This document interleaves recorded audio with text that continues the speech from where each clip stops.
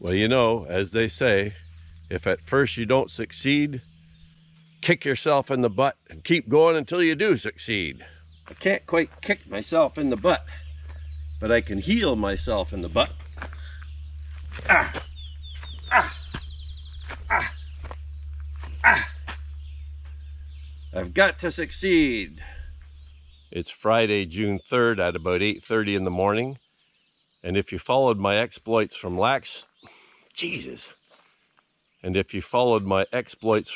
week, you'll know I came to Fishing Lake Road to search for prairie warblers. I didn't happen to find them last week, but I'm back today to search for prairie warblers again. I met a fellow on the trail early this week who had actually been over here to see the prairie warblers and saw them. So he gave me a little bit more definition around their location.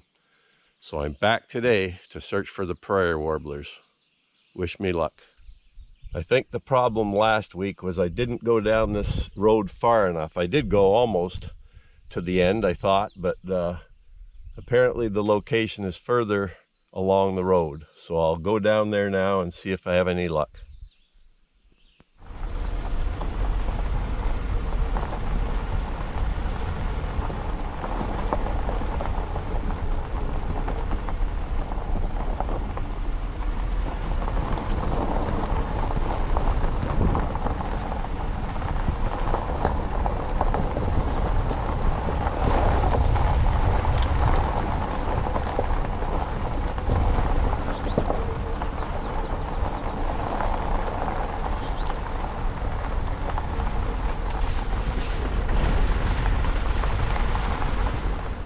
So we've come a ways further down the road to an area where I think we might be starting to get into the possible zone here. So we got the dogs out and I'm going to walk down the road to the east now, and hopefully we'll encounter some singing individuals. Haven't heard any yet, although there's lots of other birds singing with this beautiful morning. It's partly sunny, partly cloudy, and it's 16 degrees and beautiful out right now. Not too windy. Should be a perfect morning if they're singing.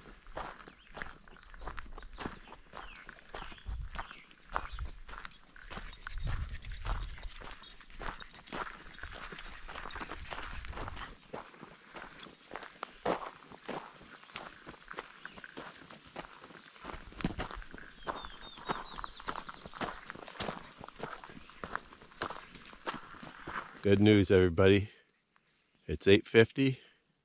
And I just contacted my first prairie warbler off to the northeast, singing behind the rock ridge here. A faint little zzz, very zippity sounding call. Hopefully I'll be able to get close to one or more of them and record the sound. It's a beautiful little call, fast, rapid, zippy call. It pays to keep trying. If at first you don't succeed, kick yourself in the butt. That's the answer to all life's problems.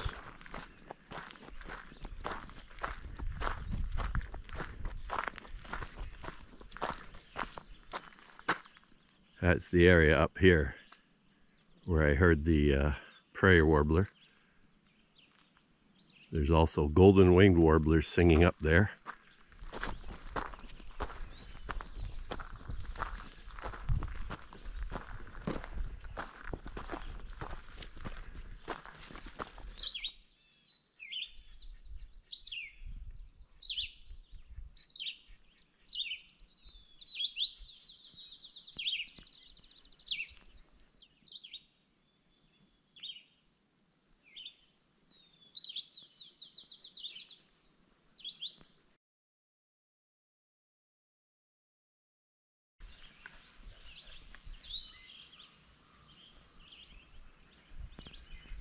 There, you might have heard that fast, zippy type call just up ahead here in the sumacs. Try listening again.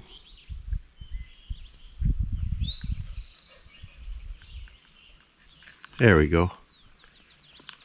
I actually had one behind me here singing a black-throated green warbler song, which was kind of interesting. I thought that's what I had, and then when I looked at it, it was a prairie warbler.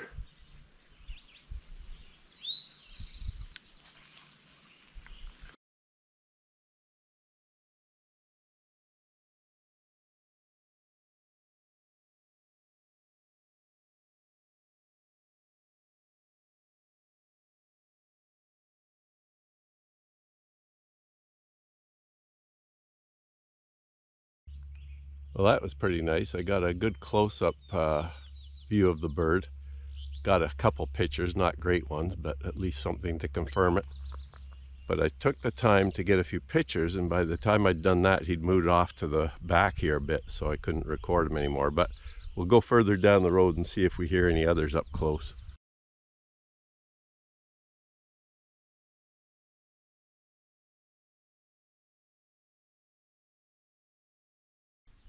So here's the habitat they're using. It's basically exposed granitic bedrock, bald rock knobs with sumac and other shrubs growing on them, common juniper, etc.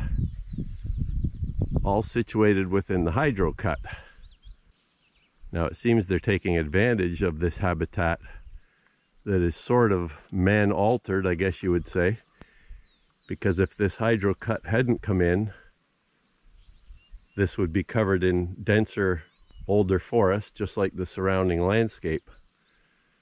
So because the hydro cut keeps the vegetation lower and more shrub-like, and even some areas with exposed granite bedrock, the prairie warblers and other shrubland nesting birds such as field sparrows and towhees have come to learn that this habitat that they like is here in good supply, so they obviously tend to like it. So that's a good thing for prairie warblers, which are an increasingly rare bird here in Ontario.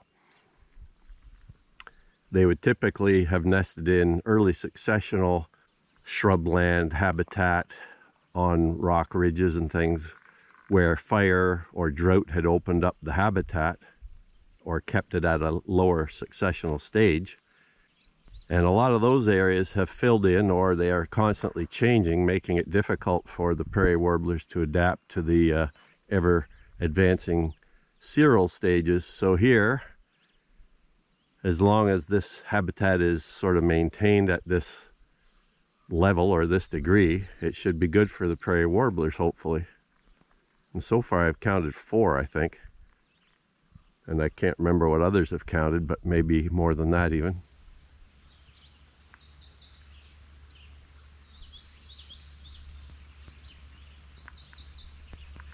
There was a cerulean warbler singing back in the woods there.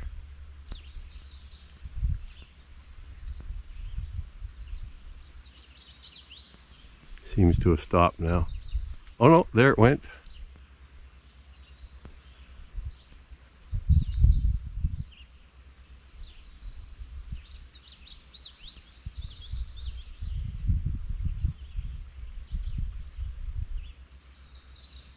There it is, very faint. Prairie warbler singing off to the southeast here. There, that fast, zippy sounding song. Listen again here. There it goes. Not sure that'll pick up on this microphone. It's about 100 meters away. Over by that tower actually is where he sounds like he is.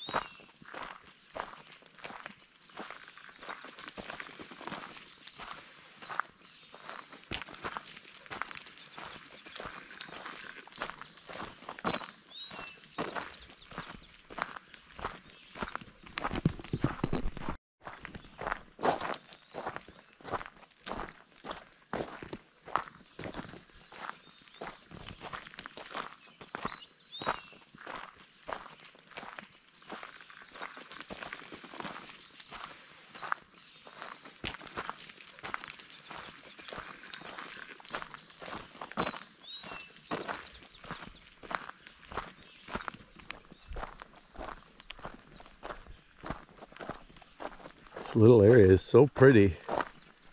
Even with the towers, it's just a very pretty little area.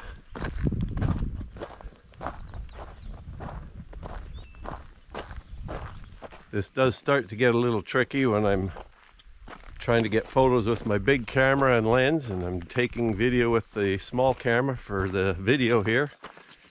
And I'm walking the dogs. Got Zoe tied to my waist as usual. She's pulling me along. And through here I'm stopping all the time to listen for birds and get pictures and all that kind of stuff. So they're probably getting frustrated with my slowness. There's a nice little cliff over there. Well, the road is starting to peter out here. We'll go a little further and see what's up on this hill. But it looks like that's maybe the end of the main section of the road. This one's just barely got a couple tracks now with gravel. But maybe things will look different up here. Oh, now the gravel has faded away and we're just walking on a bit of grass track here. I'll go a little further though, because I'm still hearing prairie warblers up here. So I think I've counted 5 or 6 now that I've heard. Hear that zippy call ahead? That's a prairie, not too far away. Oh, now maybe he moved.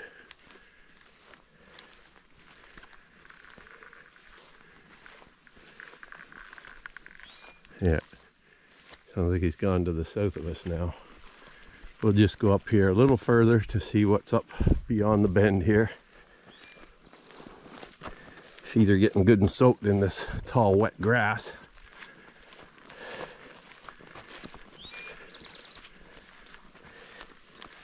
As you can see here. White-throated sparrow singing. That's the first one of those I've heard. Well, I think I'm going to call it a day. We've seen the major area, I think, where they're occurring.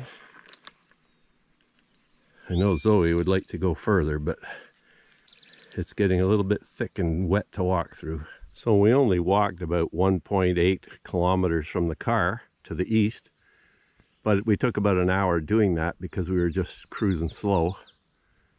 Now we'll head back slowly, and we may go a bit beyond where we parked the car just to check out that habitat again. Otherwise, it's been a great walk here, and we were successful with our prairie warbler search, so that's all the worthwhile when you can do that. I had a pretty good feeling about it based on what the fellow told me the other day. I guess last week when I came here, I probably just didn't come far enough to the east.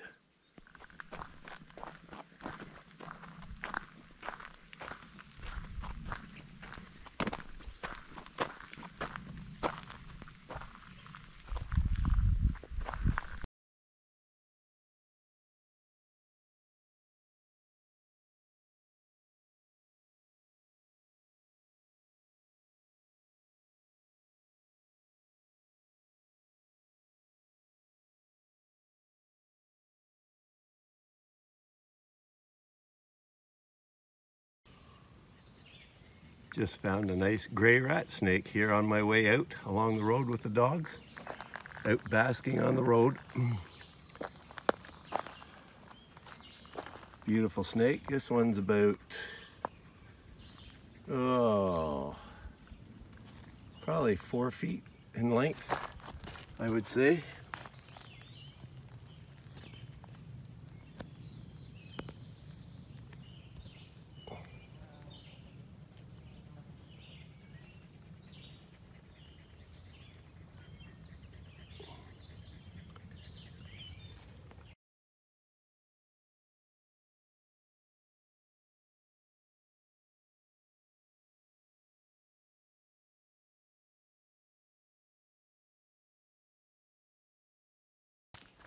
I just nudged him off the road because there could be people coming here birding and stuff shortly. I don't know.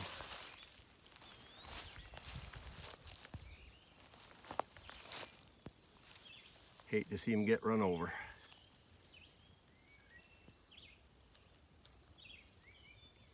The ticks are really thick in here, just from that little bit of walking I did through the longer grass, and I think I've picked at least 10 of them off my pant legs. God knows what the dogs have on them, so we'll have to check them when we get home. They are on tick medication, but it's always good to get them off if you can. Boy, I've seen them even just hanging on the ends of the grass here, waiting to hop onto any moving creature that comes through. So that's how they operate. They climb up onto the extremities of vegetation, grass or shrubs, sedges, things like that. And then when a deer or a human or a dog walks through, they just latch on, and pretty effective way, I guess. They have lots of patience, and I guess many of them never succeed in getting a latch on and a blood meal from a host, but I guess enough of them do to carry on the species. Certainly here there's lots of deer and squirrels and rabbits and things, and I guess they only have to have a few of them catch their hosts and continue to breed to succeed on in. So it's 10:30 and we're just making it back to the car. It's been a slow journey.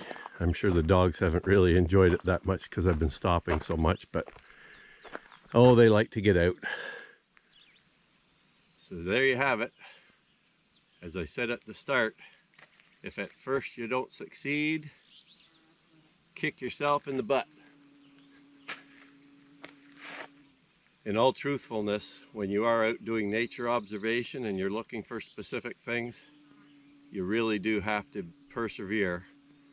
Quite often you won't find it on the first attempt or the second attempt, or maybe you won't find it at all during the trips you've made out to look for things, but that's part of the joy and interest in this hobby, is that you can find things that you're not expecting, or you may actually succeed at finding what you're looking for. So there's a lot to be liked about nature study, and if you haven't done it to any degree, you might want to give it a try. It's quite fun.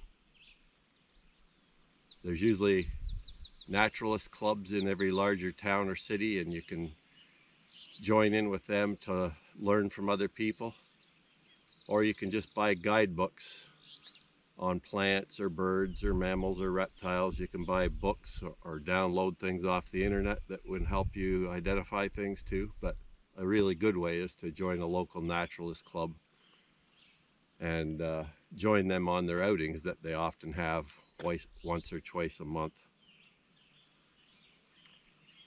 Anyhow, I'm gonna head home now. I thought about walking further the other way, but I've got enough to do at home today, as well as I might try and get out for a bike ride. So we got an hour to get back almost, so we'll head off. Hope you enjoyed this outing to Fishing Lake Road.